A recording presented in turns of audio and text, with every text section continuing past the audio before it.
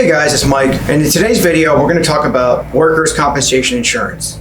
You may have heard it referred as work comp insurance or workers' comp insurance, but today I want to go over a few things. Number one, what is work comp insurance? Number two, how do you secure a workers' compensation policy? Third, I'm going to give you some ideas on work comp pricing. And finally, just a few tips for you to think about while hiring employees or considering a work comp policy for your business. So first of all, what is work comp insurance? Workers' compensation insurance provides benefits for employees that are either injured or become ill as part of their work. Now, these benefits may include medical expenses, income replacement, and even death benefits. And in states where work comp is required, employers must provide it to their employees at no cost to the employee. Okay, so meaning you can't deduct or charge an employee money for their work comp benefits. I talked about states, and it's really important to understand that work comp law is different in almost every state. So states, the jurisdiction of work comp and statutory laws for workers' compensation come from the state. So understand your state, understand the laws of that state. And if you have any questions, make sure you reach out to your insurance professional about work comp insurance. So secondly, how do you secure a work comp policy? Well, most states allow for a private marketplace of workers' compensation,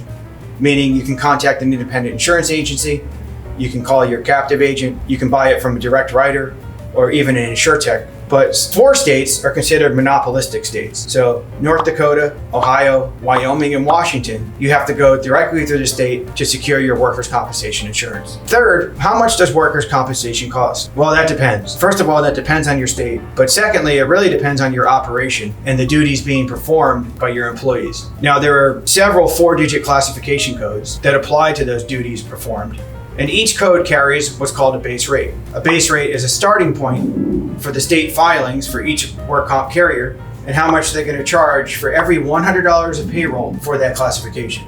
So just as an example, let's say you have an employee who does clerical work, stays in the office, works on computers, and you're paying them $100,000 per year. In your state or your insurance company, their base rate for clerical employees is $1 for every $100 of payroll. So that's going to cost you $1,000 in premium for that $100,000 employee each year. Fourth, here are some tips that you should consider when you're looking to hire or bring on employees that require work comp benefits. Number one is, just because an employee is an independent contractor doesn't mean that you're not responsible for their work comp benefits. You'll want to check into the law, both federal and state, to figure out if your independent employees or independent contractors really should be deemed as employees and are eligible for work comp benefits. Secondly, make sure you budget accordingly.